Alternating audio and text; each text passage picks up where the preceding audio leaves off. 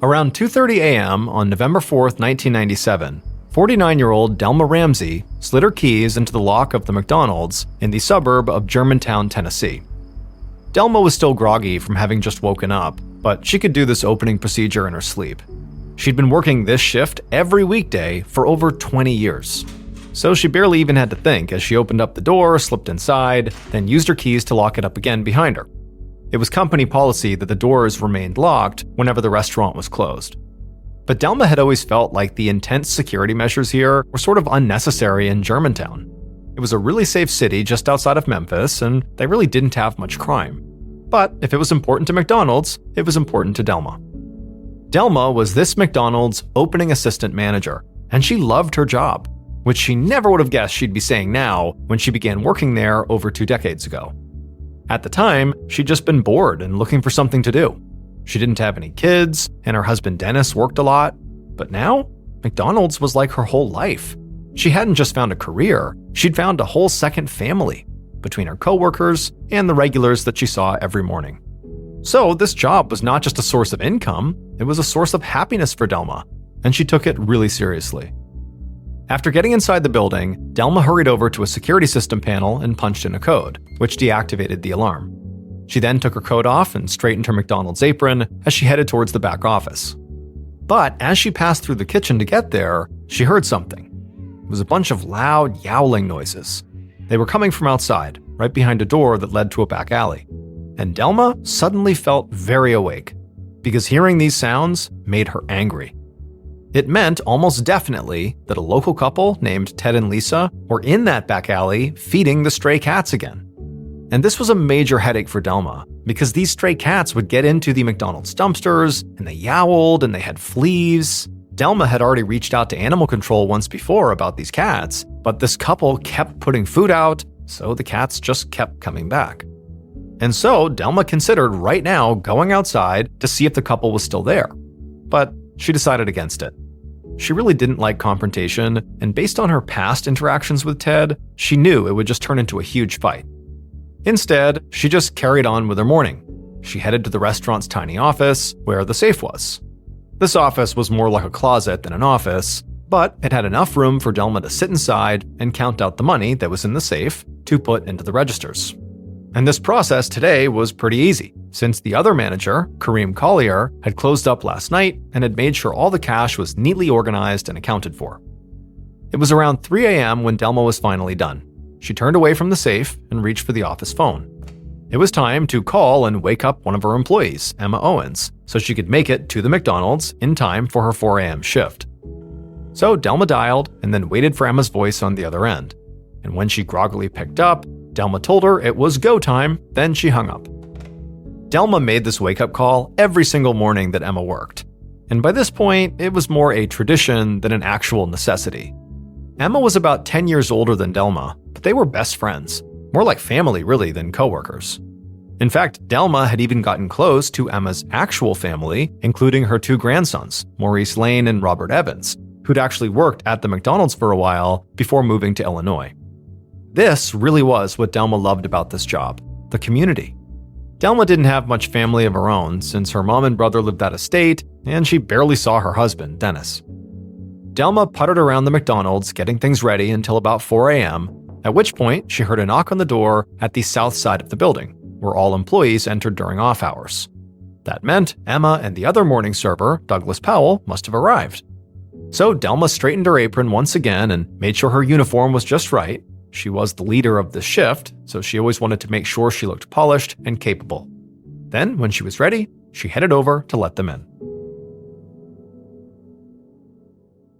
The shift wound up being uneventful, and before Delma knew it, 9 hours had passed and she was back in her Pontiac, making the 10-mile journey home to the nearby town of Collierville. Delma parked and went inside the house to find it empty and quiet, like it usually was.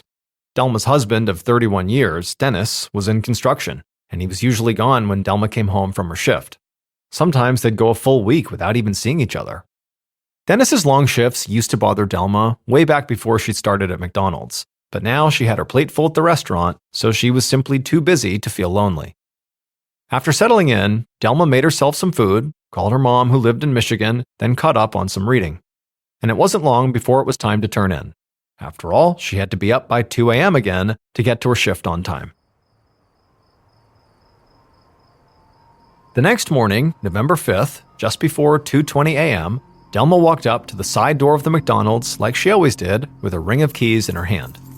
And, just like always, she unlocked the door, went inside, locked it behind her, and then deactivated the alarm. Delma then took off her coat, and she began adjusting her apron as she started walking towards the back office. However, something caught her eye, and she stopped. There was a figure standing at the window of the McDonald's right by the door she had just entered from. For a second, Delma was startled. But then the figure knocked on the glass, and Delma realized who it was. And when she did, she broke into a wide smile. She was surprised, but very happy to see this person, and she went over immediately, unlocked the door again, and invited them inside. Delma spent the next half hour chatting happily with her unexpected visitor. She did this until about 3 a.m., at which point she went to the office to make her regular phone call to Emma. After telling Emma that it was time to get up, she hung up the phone, and that's when she heard her visitor say something from behind her.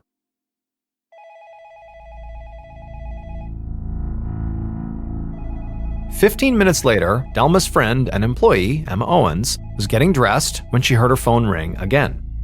It actually spooked her. Nobody would be calling her this early except Delma, who she'd already spoken to. And so Emma went over and picked it up, expecting to hear Delma's voice because who else would be calling her? But instead of hearing her friend's voice, nobody said anything. Instead, Emma heard this weird sound on the other end. It sounded almost like gurgling. Emma demanded to know who was calling, but whoever it was just kept making this gurgling sound.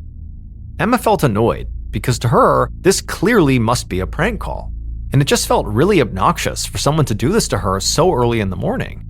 So she slammed the receiver down and looked over at her clock. If she didn't get moving soon, she was going to be late. Around 4 a.m., Emma drove into the lot of the McDonald's and pulled into a space. Like always, Delma's white Pontiac was already there, parked on the south side of the building. When Emma got out and walked over to the employee entrance, she saw the other morning server, Douglas, had just arrived too. So, together, they knocked on the door and then waited. But Delma did not come to unlock the door and let them in. And so after a minute or two, Emma walked over to a window and looked inside. But she didn't see Delma anywhere. Douglas suggested that maybe Delma could be in the basement, getting restock items, and just couldn't hear them. Emma nodded, but inside she's thinking Delma would not lose track of time like this. She's always here at 4 a.m. to let us in. Why wouldn't she be here now? After knocking a few more times and still not getting an answer from Delma, Emma started to feel nervous. This had never happened before. Delma always came to the door. And so Emma decided she needed to do something other than just standing here, because, who knows, maybe something's wrong. So she went back to her car, turned it on, and just began driving around the McDonald's a few times and beeping her horn the whole time, so that maybe if Delma was inside and distracted, she would certainly hear this and come outside to see what was going on. But Delma still didn't come out. And so at this point, Emma just felt like something has to be wrong here. Finally, after about 10 minutes, Douglas decided to just go home, and Emma drove away too. But unlike Douglas, Emma was not going home. She was going to find a phone because she knew she had to call the police. A few minutes later, at 4:23 a.m., 2 officers pulled up to the McDonald's in their cruiser. And right away they noticed the restaurant was quiet, dark, and deserted, which was not how either of them were used to seeing it. This McDonald's was a favorite for cops who worked the graveyard shift since it was one of the only places that opened up at 5 a.m. So they'd both been there plenty of times, and they knew from experience that there was always a whole bunch of activity inside the McDonald's in the hour leading up to opening. So the idea that it's shut down this close to opening didn't make any sense. But the officers did understand from the 911 call that apparently there was some sort of issue with the employee of this McDonald's who was supposed to be opening up the store. So the officers hurried up to the front entrance, but they found the double doors were locked. And when the officers knocked and called out that they were police, there was no answer from inside. So they began shining their flashlights through the windows to see who was inside, but they didn't have a clear view of the whole restaurant. So they went around the side of the building to keep looking for a way in. As they circled the perimeter, they kept peering through the restaurant's big glass windows, trying to see anybody inside or anything of note, but there was nothing. It just seemed like a quiet, abandoned restaurant. Until they got to the drive-thru.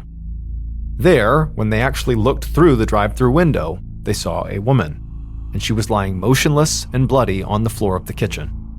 They couldn't tell if she was alive or dead, and they couldn't just climb through the drive-thru window because they couldn't open it.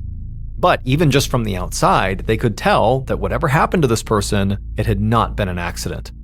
And so the officers got on their radios to call for an ambulance and for backup.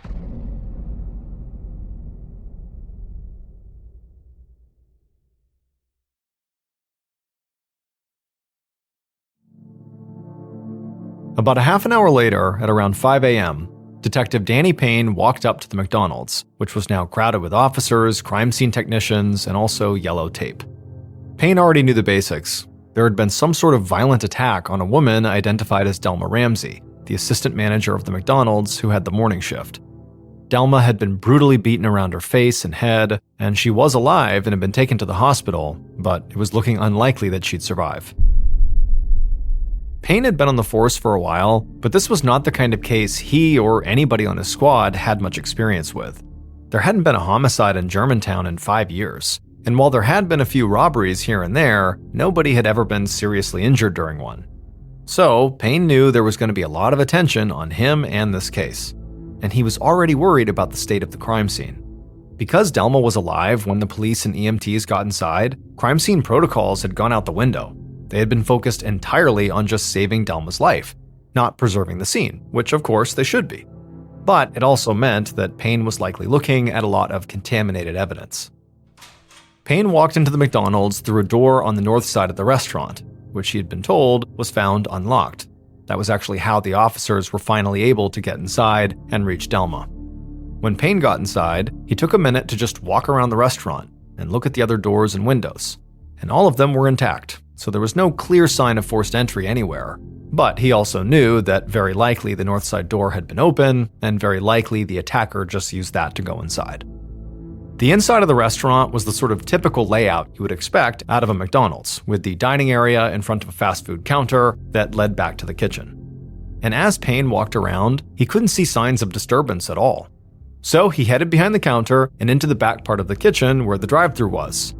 Now, the space was pretty narrow, and it basically was just big enough for somebody to stand there and hand food out the window to whoever was going through the drive-thru.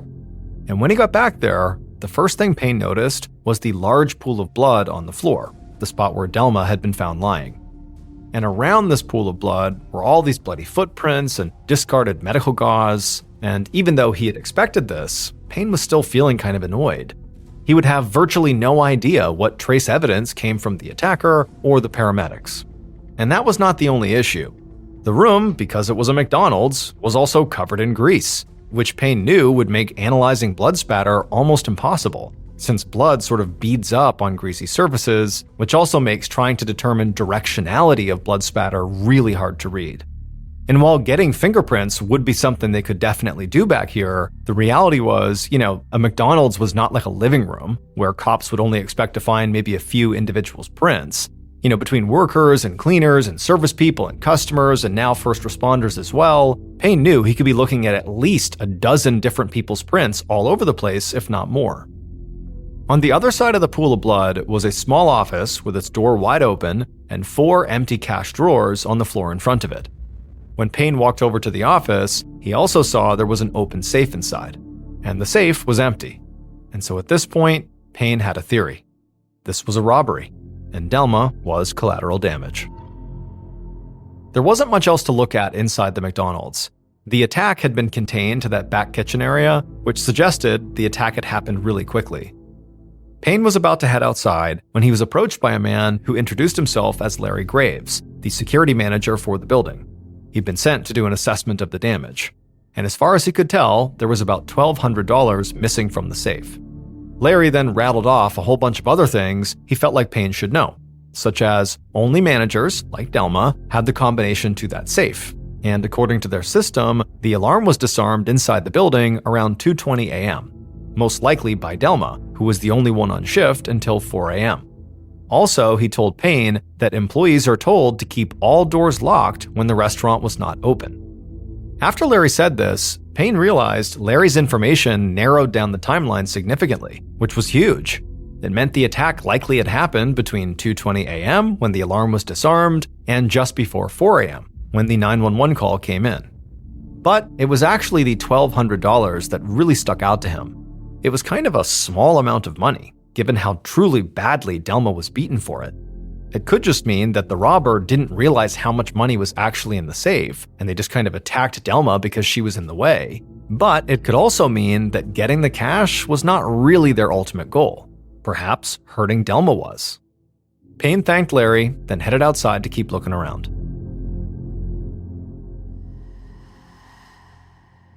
Outside, officers and crime techs surrounded the exterior of the building, taking photos and dropping evidence markers. One officer stood in a patch of grass between the McDonald's and the restaurant next door, holding a camera. And when he saw Payne, he waved the detective over and pointed down at something in the grass. Payne walked over and he looked down, and he saw the officer had found a set of keys. And clearly, these keys had blood on them. Payne guessed the keys, which were not car keys, they were like keys to a building, must be Delma's, since she was the restaurant opener, and the paramedics had not mentioned finding any keys on her body. But the fact that these keys were outside and Delma was inside meant her attacker must have taken these keys from her and thrown or dropped them as they left. And this was important, because it meant that the open door the police had found most likely had not just been left open by Delma like they initially thought. Instead, the attacker must have taken Delma's keys after the attack to unlock the door from the inside in order to leave the restaurant, basically following the attack. The keys got them out of the restaurant. And so Payne immediately began to reevaluate his entire theory of the case. If Delma had not left the door open and there was no forced entry, that likely meant she let her attacker inside. And this was huge, because it meant that this attack/robbery was not random.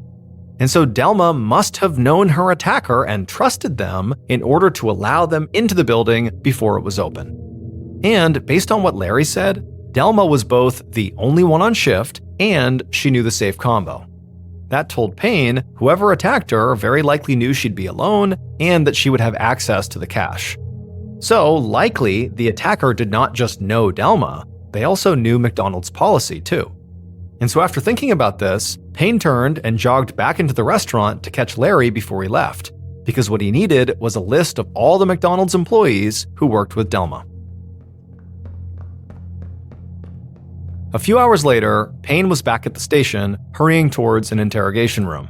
He was moving fast because the day wasn't even halfway through, and already his entire investigation had changed again. And that's because he'd just gotten word from the hospital that Delma Ramsey had died from her injuries. Payne was now officially the lead detective in a murder investigation. But so far, he didn't have much to go on. The crime scene techs hadn't been able to lift any fingerprints or find any immediately useful pieces of evidence at the crime scene that would point to any one suspect. The morning's canvas efforts had not revealed much either. Even though this McDonald's was right in the middle of town, none of the employees at the businesses around it had seen or heard anything unusual that morning. Most of them hadn't even been at work yet. The only thing they had found was that the bank across the street from the McDonald's had an ATM at the front of the building. And pretty much all ATMs have a built-in camera, and this one did, and it happened to be pointed directly at the McDonald's. Now, Payne had already seen the footage, which did clearly show someone arriving at the McDonald's just after Delma got there, and it also filmed the building during the time that Delma was most likely attacked. But the video quality was terrible, and Payne couldn't make out any of this other person's features. Even so, he could see that this other person had entered the McDonald's really quickly, which meant Payne had been right. Delma let them inside, and quickly, so she clearly must have known them. But this actually didn't necessarily narrow down the list of suspects very much, because from what Payne had heard so far, basically every early bird in Germantown knew Delma. She was very well liked in the community, and a fixture at this McDonald's. Even some of the officers knew her. But the footage did give Payne one more clue. The killer approached the restaurant on the south side of the building, which Payne had learned was where employees entered. It could be a coincidence, or the killer was an employee or a former employee and had just naturally gravitated towards the entrance they were most familiar with. Payne had already asked the security manager for a list of employees, so he was waiting on that. And he had also already spoken with Delma's family, which basically was just her husband, Dennis, and so he had been notified and was someone they would very likely need to speak to soon. But for now, he was working the employee angle, and so he was on his way to speak with Emma Owen, who was one of Delma's coworkers and happened to be one of the last people to actually speak to Delma. A few minutes later, Payne sat down across a table from Emma. She was in her late 50s and seemed nervous, and so Payne tried to be as gentle as he could, but ultimately just had to come out and say it, that Delma was dead, and she clearly had been murdered. When Emma heard this, her eyes filled with tears, and she began shaking her head repeatedly, almost like she was trying to wake herself up. And then she just blurted out something that was very surprising. She said that she had made a mistake. In a shaking voice, she explained that Delma had called her that morning at 3 a.m. to wake her up like she normally did, and she had sounded just fine. Then about 15 minutes later, Emma's phone rang again, and when Emma picked up, she heard a gurgling on the other end. She said she thought it was a prank, and it hadn't even occurred to her to check the caller ID. It was so early in the morning, and she didn't want to be late for work. But now she wondered, did that call have something to do with what happened to Delma? Payne sat very still as the gravity of what Emma was saying hit him. If the call she was describing did come from the McDonald's, it meant that Delma had likely called Emma during or immediately after the attack. Maybe she had tried to call 911 but just hit redial, or maybe she had called Emma on purpose in a panic. And if the call really was Delma, it also shrank the window of time the murder could have occurred even further. Delma was alive and well at 3 a.m. when she first called Emma, and then less than 15 minutes later, she was in trouble. Payne told Emma that yes, the call could mean something. He asked if he could send an officer to her house to look at her caller ID. She nodded, but then she burst into tears again and explained this was not just some coworker's death. Delma was like her family. They'd worked that morning shift together for the last 5 years. Delma had even taken her grandsons under her wing and given them jobs there before they moved to Illinois. This was just a huge loss. Payne took all of this down, and then he had Emma walk through her entire timeline of that morning, through her arrival at McDonald's with another employee named Douglas Powell and sort of what they did when Delma didn't come to the door.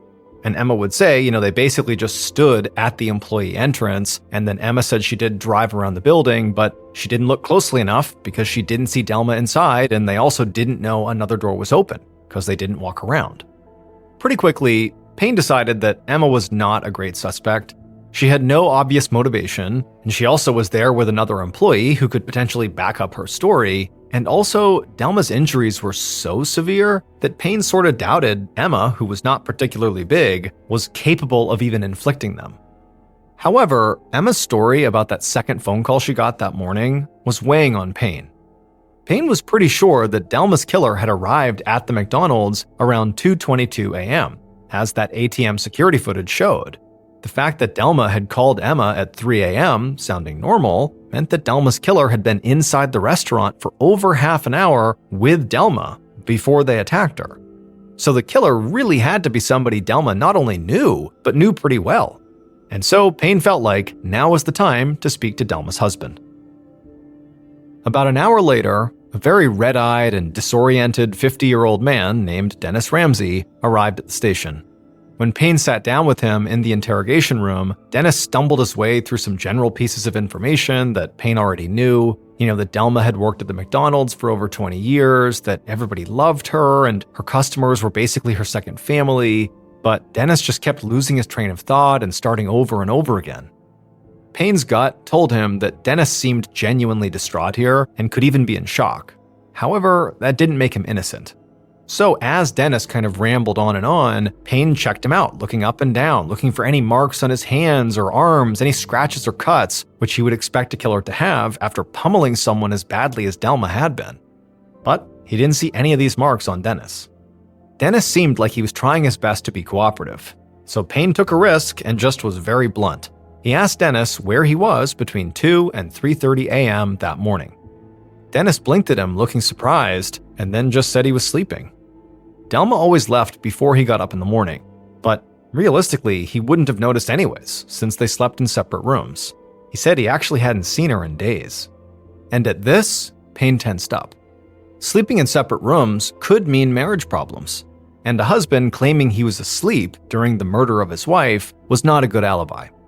But before Payne could ask him anything else, Dennis suddenly had this alarmed look come over his face, and Payne sort of knew why. It was clear that Dennis had come out of his shock enough to realize he was now a suspect. It was like a switch had flipped. Dennis stopped stuttering and repeating himself and started saying forcefully that he had nothing to do with Delma's murder. He said he would answer any questions the police had because he had nothing to hide. And Payne said that was great to hear, because what he'd really love for him to do is take a lie detector test.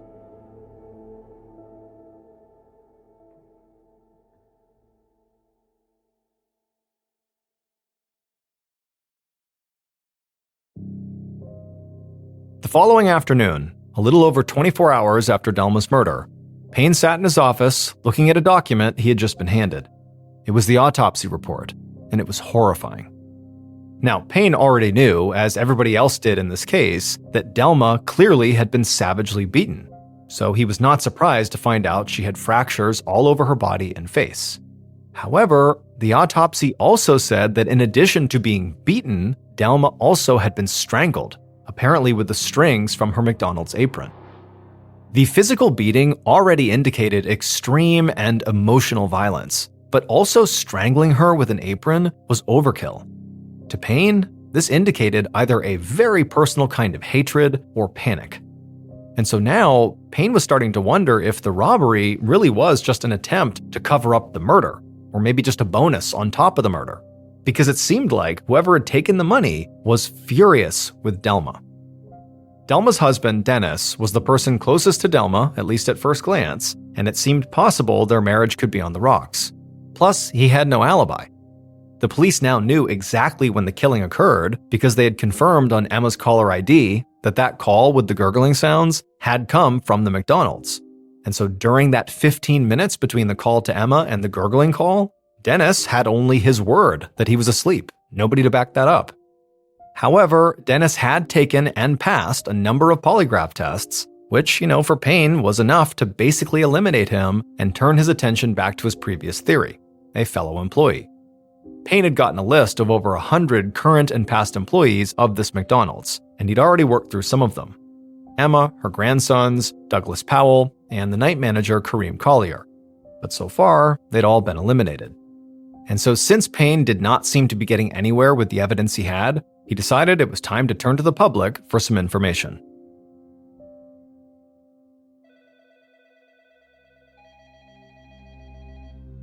The following day, Detective Payne and his team sorted through tips from a Crime Stoppers phone line, which is a fully anonymous tip line. Payne had set it up in the hopes that somebody from the community would come forward with information about the murder. And Payne was excited to see that leads were already pouring in. And some of them appeared to be promising, like there were 2 former employees with criminal records who a tipster thought could be capable of violence. And so Payne and his team quickly picked up these former employees for an interrogation, but quickly realized there was no physical evidence to link them to Delma.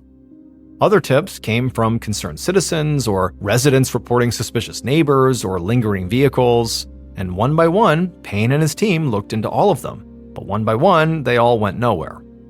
10 days after the murder, somebody called in to claim that a waitress at a local restaurant had been taking credit for killing Delma, and on top of that, Payne discovered this waitress was affiliated with a local gang.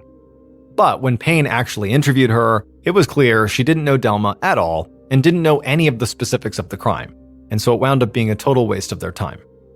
At the same time they were running down all these tips, Payne and his team kept going through that list of McDonald's employees, interviewing everybody who still lived in the area. But every employee had an alibi. And as the days turned into weeks, Payne started to feel like instead of getting closer to an answer, he just kept on getting farther away. In between all the tips and the interviews, Payne would read and reread his files, and he would rewatch the ATM footage over and over to see if he missed anything. But by the spring of 1998, after more than 6 months during which Payne had interviewed 246 people, he still had nothing. So, that April, he and some members of his team just started all over. They sat in his office and pored over the original case file from the beginning. And when they did this, they actually did find something huge. 2 weeks after Delma had been killed, someone had called in a tip to the Crime Stoppers hotline.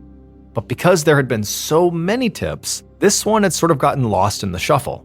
But the tipster said that Delma, who everybody claimed was universally adored, actually had 2 enemies. A couple named Ted Lawrence and Lisa Franklin. The couple often hung out behind the McDonald's early in the morning to feed stray cats that lived there. And apparently, Delma had been trying to get them to stop. This had created tension between the 3 of them to the point where Ted actually had public fights with Delma.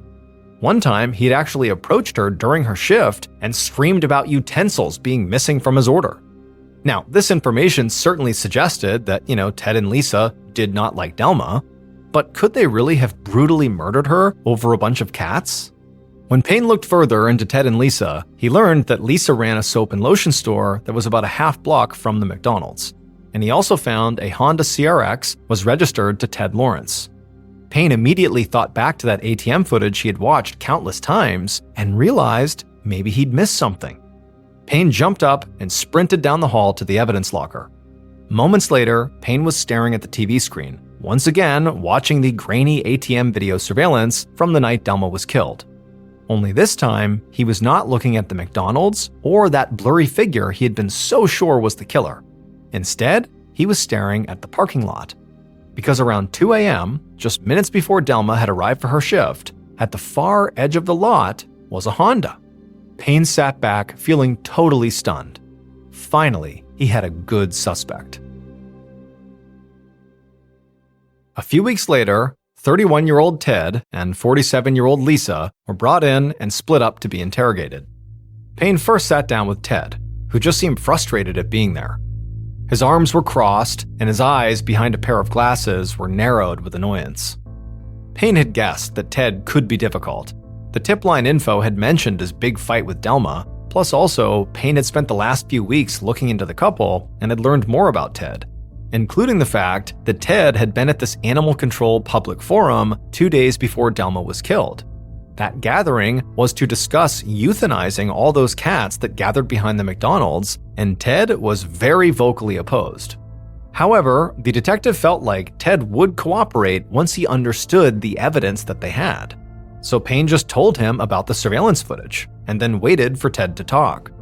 But all Ted did was nod, and then in a very short voice, he said they were there the morning of the murder to feed the cats. But he said he and Lisa always did that and did not see anything strange, and they left by 2:15 a.m. When he heard this, Payne almost smiled, because while it wasn't a lie, it was close. Payne's team had managed to pull some additional surveillance footage from a business that was just 200 yards from the McDonald's, and that additional footage showed Ted and Lisa's car at that other business at 3:20 a.m. So even if they had left McDonald's before the murder, they were still clearly in the immediate area during the time Delma was attacked. But when confronted with this additional footage, Ted seemed totally unfazed, and also the rest of Payne's questions just really didn't go anywhere. So finally, Payne just ended the interview with Ted with a request. He asked him to take a polygraph. Now, Ted didn't seem happy about it, and Payne kind of readied himself to get an earful, but instead, to Payne's surprise, Ted agreed. After that, Payne spoke to Lisa, whose story lined up with Ted's for the most part. And so, Payne ultimately let the 2 of them go, because he didn't have enough evidence to keep them there. However, he was determined to find that evidence. Payne thought Lisa might be involved somehow, maybe she was a witness to the murder, but he didn't think she was the actual killer. Delma had been attacked by somebody who clearly was much stronger than her. And since there was only one person seen on that ATM footage going inside the building, Payne didn't think it was possible that both Ted and Lisa went inside. So he felt confident that single person must be Ted. And so Payne could not wait to see the results of Ted's polygraph. It would take several months to get Ted to actually sit for his polygraph, and when he did, he failed it. So that October, almost a year after Delma was murdered, Payne was finally given the go-ahead to search the couple's home. He and a team of officers went inside the home, ultimately taking the couple's computer, carpet fiber samples, and cat hair samples. And at some point during the hours-long search, one of Payne's officers called him over to look at a pile of discarded, dirty clothes. and in it was a pair of pants with what appeared to be a large bloodstain. Payne felt an immediate rush of excitement. Now, they would have to obviously test the blood to see whose it was, and they still had the Honda and Lisa's business to search as well, but based on what he was seeing already, Payne was sure they had just found Delma's killer. A few days later, though, Payne was sitting at his desk, staring at a piece of paper with gut-wrenching disappointment. It was the results from a lab test on those bloody pants. According to the analysis, the blood was not human blood, so it couldn't be Delma's. Payne felt totally deflated, because it would turn out that blood was like the last bit of hope he'd had. After looking at the Honda and Lisa's store, they hadn't found anything that tied Ted and Lisa to the scene of the crime. Now, this didn't make them innocent, but Payne would need to find a lot more evidence if he wanted to make any charges stick. So once again, Payne found himself reaching for Delma's case file and rereading all the evidence he had. He was more sure than ever that Delma had to have been killed by somebody she knew. However, the two people closest to Delma, Emma and her husband Dennis, weren't very realistic suspects. Neither had a motive, and while at least Dennis seemed like he could have been physically capable enough to carry out such an attack, he had passed multiple polygraph tests. Then there were Ted and Lisa. Delma did know them, although she didn't like them. They were both in the area at the time of the murder, they had motives, and Ted had failed his polygraph. But there was no physical evidence that directly tied them to the crime. Plus, it was hard to imagine Delma happily letting either of them inside the McDonald's and then hanging out with them for 30 to 40 minutes before they attacked her? It just didn't make sense. And so Payne sighed and closed the file.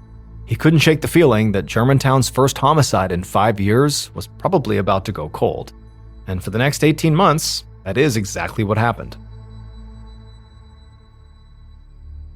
But then, one morning in May of 1999, Payne was sitting at his desk looking over a newer case file when an officer charged in saying that somebody had just called the Crime Stoppers tip line about Delma. Now, this person didn't give their name, and they were vague about how they had gotten their information, but they were apparently sure that they knew exactly who had killed Delma.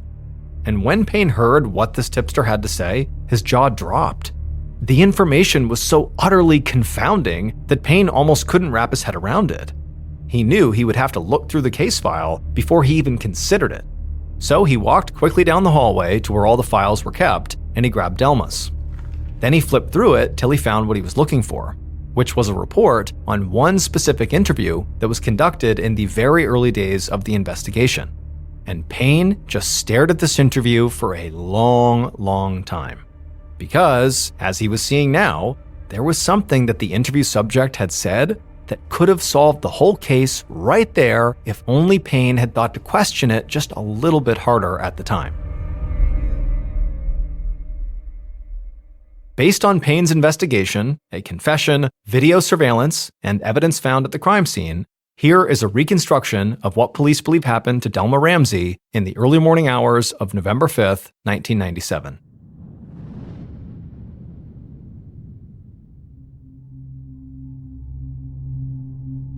Just after 3 a.m., the killer sat inside the McDonald's and watched Delma hang up the phone.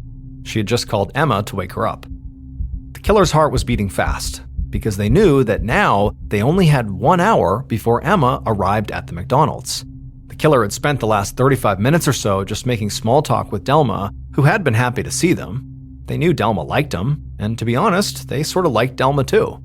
But they really needed money, and now they knew they had to act.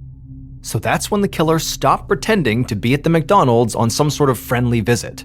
Instead, they suddenly and very firmly told Delma she needed to open the safe or give them the combo to it. Delma turned and looked at them with a very confused expression on her face and just said no, which made the killer furious. And that's when something inside the killer just snapped. They lunged forward and hit Delma repeatedly and watched her grapple with the phone to try and call for help, but the killer just kept on attacking, even when they eventually heard Delma say the combo out loud. For a moment the killer had been relieved, maybe they could take the combo, get the money, and get out. Then they realized in this moment, as they're still attacking Delma, that if they let her live, she'd be able to report them to the police. And so this made the killer panic. And since they hadn't brought a weapon with them, after beating her senseless, They began choking Delma with the closest thing they could find, which was her very own McDonald's apron, and they choked her until she stopped moving. Then, when she was still, the killer walked over to the safe, opened it up, and grabbed the money inside of it. Then they took Delma's keys from inside her pocket and ran to the exit they knew was the closest to the kitchen. They used those keys to unlock the door before sprinting out into the back, and they tossed the keys into the grass as they jumped into the car that was waiting for them. Once they were in the car, they told their accomplice to go, get out of here. Soon after they drove off, the killer counted out the cash and told their accomplice what they had done. Then the two of them left Tennessee and drove to Illinois. It would turn out Delma's best friend Emma's two grandsons really had left and moved to Illinois. But they had only moved after one of them, Robert Evans, had brutally murdered Delma Ramsey while the other, Maurice Lane, waited outside as a getaway driver. Robert knew from working at the McDonald's that Delma would be alone in the early morning hours. Delma had always treated him and his cousin Maurice like family, which was a connection he was counting on, because he knew that Delma would likely let him into the restaurant before it was open. Now, Robert didn't hate Delma, and he wasn't mad at her. That was not why he savagely beat her and strangled her. Instead, he was just a deeply disturbed and violent person. After killing Delma and fleeing to Illinois, he would also stab a friend to death after they got in a fight over a car stereo. Now, Emma Owens had told investigators about her grandsons, about how they had worked at this McDonald's, and they certainly knew Delma, but authorities didn't look into them because Emma had said they had moved to Illinois before the murder. Which means either Emma lied to police about the timing of when they moved to Illinois, which we now know followed the murder, or her grandsons had lied to Emma. Robert was convicted of first-degree murder and aggravated robbery and sentenced to life without parole. As for Maurice, he received 30 years in prison for his involvement.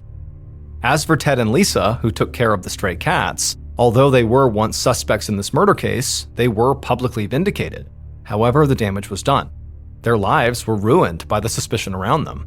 It destroyed their marriage and their business, and Ted would eventually move back to Canada. In December of 1961, James McCormick Sr. was on vacation from his job as a fire inspector for the city of Portland, Oregon. And he was feeling bored, he was feeling kind of restless, and he decided he wanted to go do something fun with his 16-year-old son named James McCormick Jr. They settled on going hunting together as they were both avid outdoorsmen, and so they, along with their hunting dog, headed out to Larch Mountain on December 4th. Even though Larch Mountain was only 30 miles from the city, it was known as one of the most rugged and wild areas in the northwestern United States. And so the men arrive at Larch Mountain, they're excited, they hop out of the car, they put their gear on, and they begin hiking into the wilderness. Now, the weather forecasters had said it was probably going to be pretty cold, there might be some light snow in the area, but the weather should hold for their day trip out into the woods.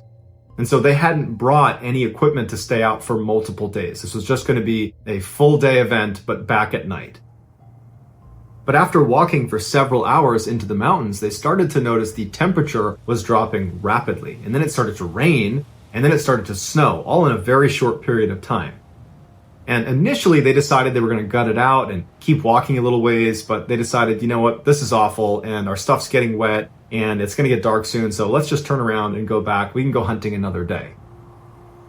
But it had started snowing so quickly that when they turned around to start making their way back to their vehicle, the snow had covered over everything enough that it looked a little bit different. And they didn't have a GPS, they were using a map and compass, and they were not on a marked trail. They were just kind of walking around the mountains looking for a place to set up.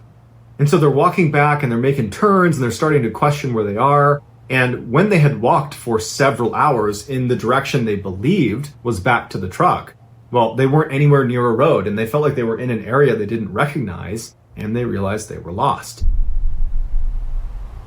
At this point, it was snowing really hard and it was starting to get dark outside, and so the pair decided, you know what, we got to stay out for the night. We're not going to find our vehicle tonight. It's too dark and we don't know where we are. So let's camp out for the night, and tomorrow we will find our vehicle. But remember, they didn't have any equipment to stay out for the night. All they had was their warm clothes, but they didn't have a structure to protect them from the elements. And so they decided their best bet was to climb up into a tree, because at least that way they're off the ground, they'd protect themselves from predators potentially, and the branches of the tree would kind of protect them a little bit from the snow and from the freezing rain. So that night, James Sr., James Jr., and their dog, they huddle in this tree. It's a totally sleepless, miserable night as they are just destroyed by snow and freezing rain and wind. And then finally the sun comes up the next morning and there's a glimmer of hope, although it's still absolutely dumping snow on them. But they're thinking to themselves, this is going to make a heck of a story when we get back. And so they climb out of the tree, they stretch, they kind of, readjust themselves, and then they begin walking in a direction that they think is the direction towards their vehicle. And for several hours, they're just kind of walking, hoping they're going to run into this road, and they don't. And at some point they realize once again that they are in the same position they were in the day before. They don't know where they are. And now they've walked even farther, potentially in the wrong direction. And so they stop for a second, and James Sr. pulls out his map and he's trying to make sense of where they might be. He's looking around, he's trying to terrain associate to see if he can figure out if there's a specific way he should be going. When his son, who was a really tough kid, didn't complain about anything, he said to his dad, I'm feeling delirious. I feel like I can't think straight. And it's hard for me to stand even. I'm going to sit down. And his dad's looking at him, not concerned about this, because it was a pretty miserable night the night before. And so it makes sense he might be tired. But, they had slept a full night's sleep the days leading up to this trip. They've only been out in the elements for one day. They do have warm clothes on. They do have food. They do have water. And so he figures his son will just sit down for a minute and then he'll get back up and be rejuvenated and they'll keep moving out. And so James Sr. continues looking at his map. He's looking around, kind of waiting for his son to say, okay, I'm ready to start moving again. But his son just continues to deteriorate. He's speaking in nonsense and he can't stand up. And this was the first time that James Sr. really started to feel concerned for their actual safety. Because even the night before when they were up in the tree, even then it just felt like it was this crazy thing that was happening to them and that everything would be fine. And even that morning when they got up and it was still snowing and they're still lost, he had that optimism, and so did his son. But now thinking, okay, we are potentially staring down another night out here and we're going to eventually run out of food and water. Our clothes are starting to get wet. The temperatures are dropping below freezing. We don't have a tent. We don't have a shelter. And now something's wrong with my son, which is concerning in and of itself. But if he can't move, then we can't make progress towards getting out of this situation. And so James Sr., who was this really fit fireman, he said, okay, I'm going to pick you up and I'm going to carry you. And he picked his son up, fireman's carry, put him over his shoulders. And for 3 hours, James Sr. just continues to march around looking for the way out. And after 3 hours, when they had not gotten anywhere closer to a road or any civilization, and now it was dark out again, he collapses with his son and he puts his son down by a tree and he sits down next to him and he's totally defeated. And he's like, we got to get ready for another night. We got to get back up in a tree and we got to do this again. And so as they're sitting there kind of talking about how they're going to get James Jr. up into a tree for the night because, he's too weak to climb up himself, they both notice these very bright lights about 100 feet in front of them that look like headlights. And James Sr. is like, oh my goodness, what luck. There is a road that we just didn't see and there's a car that's parked right there. I'm going to go up and communicate with them and tell them that we are stuck out here and see if they can give us a ride. Stay right here. I'll be right back. And so James Sr. gets up and starts running towards these lights because these lights are their lifeline and he wants to get to them before they potentially pull away without realizing, there's some people that really could use some help here. And so as he's moving, 50, 60, 70 feet away from where his son and his hunting dog were, the lights just continue to go farther and farther away from him to the point where James Sr. stops. And he's looking at these lights thinking, are those headlights? Like, what are those lights? And at some point, the lights just kind of disappear into the forest and then they're gone. James Sr. looks around and he realizes, there's no road over here. I'm in the middle of the woods. Like, what were those lights? And so he stands there for a minute thinking to himself, am I losing my grip on reality? Like, what's going on here? And he turns around and he starts running back to where his son and his dog were. And when he gets there, only his dog is there. His son is now gone. And what's going through James Sr.'s mind is, how? Because he couldn't walk until now, and my son certainly wouldn't have lied to me and made me carry him all the way here. And there's enough light out that he could actually still see the footprints on the ground, And so he grabs his son's backpack that was left by the tree, he picks it up, he grabs his dog, and he starts yelling for his son and starts walking along the footprints that were left by, presumably, his son. And so he's walking along these footprints, and he's yelling out for his son, he's not hearing anything, and this whole time he's thinking to himself, like, why would he even leave? Even if he could move, why would he leave? You know, we're obviously in this together, like, what's going on with my son? And so he's walking, and after about 30 minutes of walking along these footprints, because the snow was coming down so heavy, the prints were getting harder and harder and harder to track because they were filling in with snow. And finally, it got dark out, and then he really couldn't see the prints anymore. And now James Sr. is absolutely panicked. You know, this is a nightmare. Where's my son? What were those lights? Oh my gosh, it's going to be another night out here. And he just picks a random direction, and holding onto his son's stuff with his dog, he just starts running. The next day, James Sr. and his dog would stumble into this lodge that was about 6 miles away from where they had parked their car over at Larch Mountain. Now, that doesn't mean they moved 6 miles to get there. They probably zigged and zagged all over the mountain, and they covered much more than 6 miles, but it was a 6-mile shot to this lodge. They stumble inside, and it was just a miracle that he had found it. He basically had ran all night until he found a road, and he traced it up to this lodge, and he told the staff inside, my son is missing. We've been gone for 2 days now. He's out in the middle of the woods. He's hurt. Someone needs to go out there.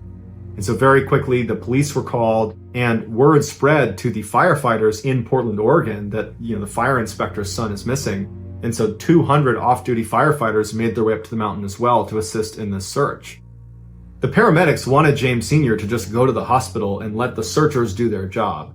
But James Sr. was not about to leave his son, and he refused medical attention, and he went out with the first group of searchers. And somehow he was able to get them to the rough area that he was able to recognize as, you know, roughly where his son had been sitting when he went missing. They searched that area and very quickly found James Jr.'s glasses case, as well as his boots and his socks, but no James Jr. Later in the day, though, they would find James Jr. He was about 1,000 feet away from where his boots and his glasses case were found at the bottom of this cliff, and he was deceased. Now, initially, the thought was, well, you know, he must have gotten confused and walked away from where he had been told to sit and fell off this cliff. But they determined he did not die from the fall off this cliff. He had made his way down to that cliff and then died of exposure. So how was James Jr. able to suddenly be able to walk again? And once he had that skill back, why didn't he go to his dad? Why did he walk away from him? And why did he take his shoes and socks off to do that as well? And what were those lights that James Sr. saw in the middle of the woods? Because they weren't headlights. And it was only when he went to investigate them that suddenly James Jr. up and walks away.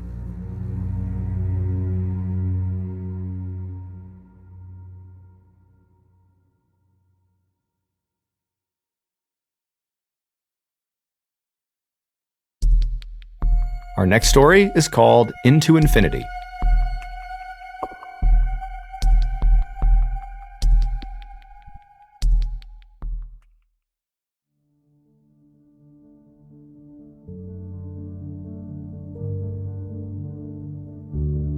On July 11th, 1999, 17-year-old Thomas Nazaro was taking part in a month-long mountaineering course in Alaska. He, along with 10 other students and 3 instructors, had spent the past 26 days hiking up several peaks, and now they were taking a break at the base of this glacier. They were going to hike up the glacier, but before they did, it was customary to reward the students that had done the best job over the previous few weeks, taking on all the different mountaineering skills and survival skills, and allowing those students to hike on their own up this glacier for the last couple of days. And so the instructors hand chose a couple of students that fell into that category. Thomas was one of them, and told them after this break was over, they could head up and they would see them at the end of the trip. And so feeling very proud, Thomas and the other students who had been chosen stood up and began walking up this glacier. And after a couple of hours, they had made it about 3 miles up when they found this perfectly flat area that was perfect for camping out. And so they decided that that would be their campsite for the night. And so everybody started setting up their own tent and getting their sleeping bag laid out, and Thomas volunteered to go find some water. He had heard what sounded like a stream a little ways away from where their campsite was, and so Thomas grabbed his pot and he went around the corner out of sight. After a while, when all the other students had set up their campsites, they realized Thomas had not come back yet. And so they walked around this corner and they looked and they realized it was a dead end. About 100 feet in front of them is just a huge ice wall that goes up on all three sides, and there's nowhere else to go, but Thomas is not up there, and he did not come back to the campsite. And so they're thinking, that's pretty weird. I mean, is he behind some ice crevasse that we can't see? And so as they're looking from a distance, they see that his water pot is sitting at the base of this ice cliff. And so they figure, okay, he's somewhere over there, obviously. And so they start walking up towards the base of the ice cliff, still yelling his name, and he's not yelling back. And they get about 3/4 of the way to this ice wall when one of the other students yells, "Stop!" And they all stop and look down where he's looking, and they all realize what's happened to Thomas. They turn around because it's extremely dangerous where they're walking, and they run back through their camp, down the trail, and they find their instructors and they tell them what they think happened to Thomas. Their instructors are horrified. They run up the trail. They make it just before the base of this ice wall to get as close as they can, knowing that it's very dangerous what they're trying to do. And they realize there's nothing they can do to help Thomas. And so before long, the police are called and it's a full-scale rescue operation on top of this glacier.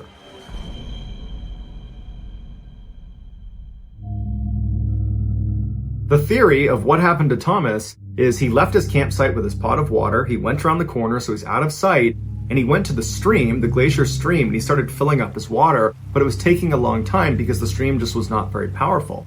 And from where he was, he would have heard the sound of rushing water coming from the ice wall because there was water pouring down the ice wall. And so he would have walked over to the base of this ice cliff and put his jug out to get water, and as soon as he was right up against it, he would have slipped down into the ice. Because at the base of this ice wall was something called a moulin, which is a hole in the glacier caused by water runoff percolating down through a crack. And over the years, they can get pretty deep. And so when the police showed up, they went over to the hole and they're yelling down to Thomas, but they're not getting a response. So one of the skinnier officers put on a dry suit and then a harness and then was lowered head first into this hole. And so the inside of a moulin, it starts wide, but then it gets smaller and tighter all the way down until it comes to a point. But sometimes that point is very far down into the ice. And so this officer was hoping that at least, even if he couldn't get to Thomas, he could at least see Thomas. But after going 100 feet down, the hole got so narrow he couldn't go any farther, and even with his light, the hole just kept going. It was like into infinity all the way down into this glacier, and there was no sign of Thomas. And so after that officer was pulled out of the hole, the police went to a fiber optic cable that had a camera at the end of it, and they began lowering that down into this hole. And so down it went, deeper and deeper. It passed the 100-foot mark, and all the way down until they literally ran out of cable. And so from this camera's perspective, 250 feet down into this glacier, the hole just kept on going and going and going, and there was no sign of Thomas. And so they pulled the cable out and they realized there was nothing they could do for Thomas. Since he was below 250 feet, that means he fell at least 250 feet, and so it's unlikely he survived the fall to wherever it eventually stopped. And if he did somehow survive the fall, which is a horrifying thought in some ways, he would have been wedged somewhere deep down inside of this glacier, and the water runoff coming off of the ice wall would have eventually filled up all around him and gone over his head, and he would have drowned. And so shortly after the search was started, they called it off. There really was nothing they could do. And unfortunately, his body was never recovered.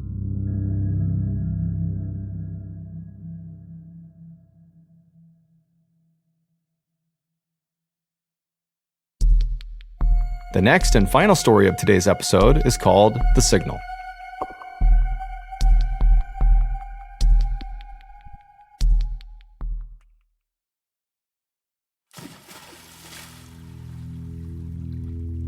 On the morning of August 7th, 1981, a 34-year-old wildlife photographer named Carl McCunn stood on the edge of a lake in the Alaskan wilderness and chucked a box of ammunition into the water. The splash it made was surprisingly loud in the total silence that surrounded him. Carl was on the last day of a 5-month-long solo camping trip in a very remote area of northern Alaska that was actually inside the Arctic Circle. A plane had dropped him off here in early spring, and he had set up his tent by this lake, which was surrounded on all sides by forest and huge snowy mountains. And during this 5-month trip, Carl had not seen or spoken to another person the entire time. There were no phones, no roads, no rangers, no people around for at least 100 miles. I mean, this is true isolation. Carl looked up into the sky and listened carefully for the low roar of the plane that was supposed to pick him up today. But as he listened, he couldn't hear anything. But this didn't worry Carl, because he actually had only arranged for his pickup date, not the pickup time. So it was just at some point on this day he was going to get picked up. He didn't know exactly when. And so as he anxiously waited, he just kind of puttered around his campsite and continued to pack up his things. And as Carl did this, he remembered that the type of plane that was going to be picking him up today, it was his buddy Rory's plane, it was really small. And there was a chance that he couldn't actually fit all of his belongings on the plane. And so in anticipation of this, he had identified that he didn't need all of his ammo. And so that's why he was chucking his ammo into the lake, basically in preparation for pickup. Just then, a breeze kicked up, and so Carl zipped his parka up to his chin. This was actually the so-called warm season in the Arctic Circle, but warm in the Arctic Circle meant still near freezing temperatures at night.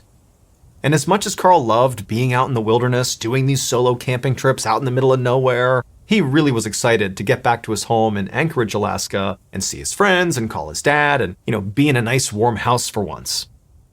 Carl was about to chuck his sixth and final box of ammunition into the lake when he heard the loud sound of a wolf howling on the other side of the lake, and it made him stop for a second, and he decided that, maybe until the plane gets here, I'll hold on to at least one box of ammunition.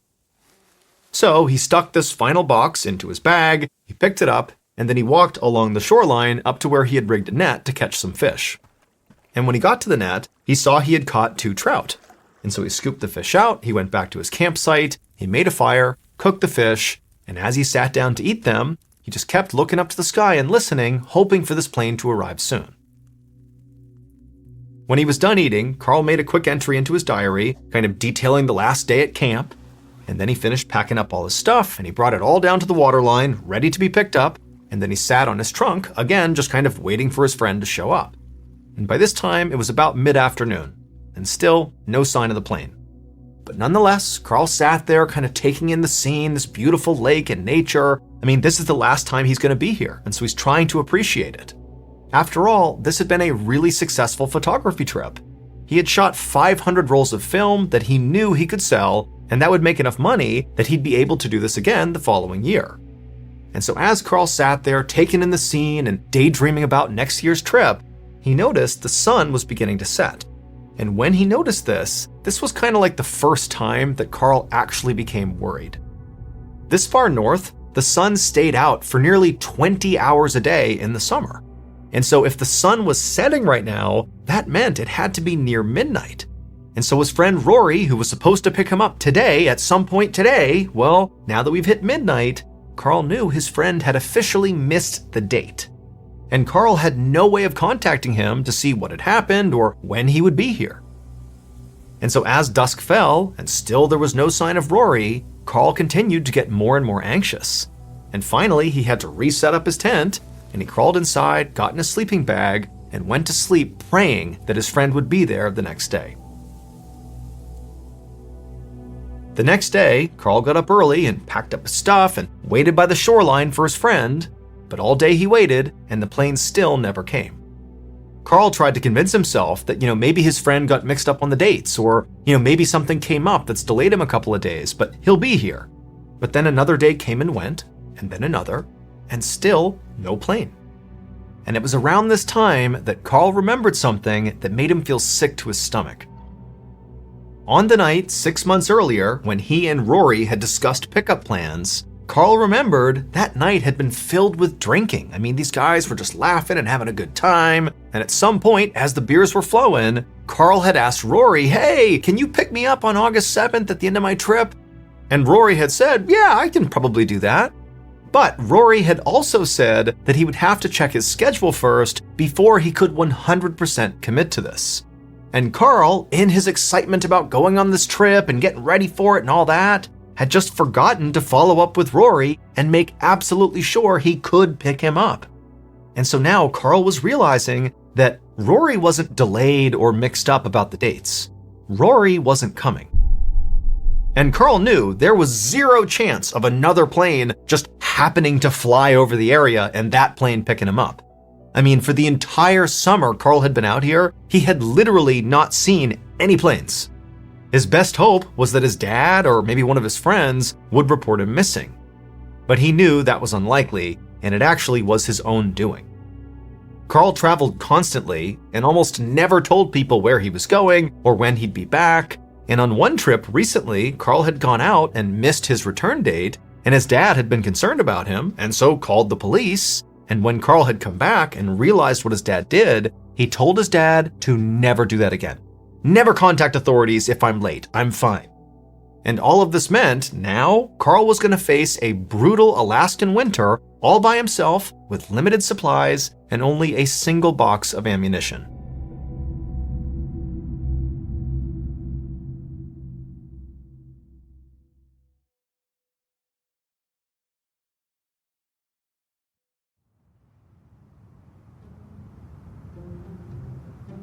A few weeks later, at the end of August, Carl was still stuck out in the Alaskan wilderness. By now, Carl had fully accepted that Rory was not going to come pick him up, and Carl was doing his best not to fixate on his stupid mistake. He figured he had two choices. The first one was that he could just stay put and hope to be rescued. This was the conservative option. He knew how to get food and also firewood near his campsite, so he wouldn't starve to death and he wouldn't freeze. But this would only keep him alive. This would not actually get him rescued. The other choice was that Carl could pack up his campsite and attempt to basically hike out of here 75 miles to the nearest city, called Fort Yukon.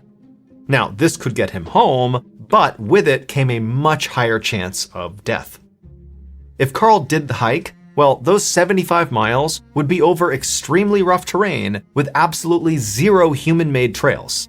And so one little slip up and he could fall and get hurt or get lost. And also finding food was sort of a toss-up, and the weather at best would be brutal and at worst would be fatal. Plus, the entire region those 75 miles were in was absolutely teeming with wolves. Carl knew both of these choices were bad, but he was running out of time to make a decision. The brutal Arctic winter was fast approaching, and if Carl was going to attempt this horrible hike, he would really have to do it soon. And so as Carl thought about what he was going to do, he trudged his way over to one of his rabbit snares, and he was so happy to see he had caught a rabbit. And so he took the rabbit back to his camp and he cooked it over the fire, and as he's eating it, he's thinking, you know what, this isn't so bad. I caught food for now. I mean, this will keep me alive at least for a couple of days. You know, maybe I should just stay here. But deep down, he knew the staying put option was not a real option. I mean, even though, yes, by staying here, he could keep himself from starving, he knew how to get food and all that, well, he'd still be a sitting duck for all the predators in the area, and there were many, and remember, he only has one box of ammunition. But just then, Carl heard the most glorious sound, the distant whine of a small plane engine. At first, he thought he must be hearing things. Remember, he has not seen a plane at all since he got here. But sure enough, he looked up into the sky, and a second later, he saw a plane flying directly towards his camp, low and slow. Carl ran in his tent and grabbed the most brightly colored thing he could find, his sleeping bag, which was bright orange. He ran outside of his tent and began waving it back and forth to get the pilot's attention. Carl saw the plane belonged to the Alaska State Troopers, and so he figured his friends must have reported him missing, and now the police were out to rescue him. A moment later, the plane passed directly over Carl's camp so low to the ground that Carl could actually see the pilot looking back at him. Carl looked right at the pilot's eyes, and when Carl was nearly certain he had just made eye contact with the pilot, he threw his fist up in the air in excitement and jumped up and down. He couldn't believe it. He was saved! The pilot was going to land and take him home! With a big grin on his face, Carl watched as this plane, sure enough, made a big U-turn, and then Carl watched the plane make another pass over the camp, low and slow, which Carl figured meant, the pilot was looking for a place to land. And so as the pilot was doing that, Carl rushed to his campsite and began packing everything up, and as he did, he's kind of keeping an eye out, watching the plane, looking for it to land, but it didn't. The plane just kept on flying straight away from Carl's campsite until it disappeared over the horizon. For the rest of the day, Carl just stared off into the distance, hoping for this plane to come back, but it didn't. Lying inside his tent that night, Carl couldn't sleep. He was so shaken up by what had happened that day. He didn't understand, he saw the pilot. The pilot seemed like they were looking back at him. Why didn't they land? Why didn't they stop? Carl told himself that, maybe the terrain was too rough and there was no way for the pilot to land. That was possible. And so perhaps this pilot was flying back and getting another plane, maybe a float plane to land on the water. Carl didn't know, but he felt like that could be a possibility, and it sort of made him feel a little bit better. But he still couldn't relax enough to sleep. And so, knowing he was just going to lay there all night, he sat up, turned on his flashlight, and began looking for something to read, just to occupy his mind. Now, at this point, Carl has been out in the wilderness all alone for months and months, and he's been stranded for weeks. He has read all of his books and all of his magazines like 1,000,000 times. He's even read his diary 12 times. He's read everything. And so as he was looking around his tent, he was looking for literally anything else to read. And suddenly, he found something. His hunting license. It was like the one thing he had not closely read. Not an exciting thing to read, but new. It was just a little paper certificate with some rules and regulations and safety tips about hunting. And so Carl just began reading the front, and he read it all the way down. And then he flipped it over and he continued reading. But then he saw something that made his heart practically stop. At first he thought maybe he misunderstood. But no, he read it over and over again, and it was very clear. And so Carl looked up in shock. He suddenly understood why that pilot had left him.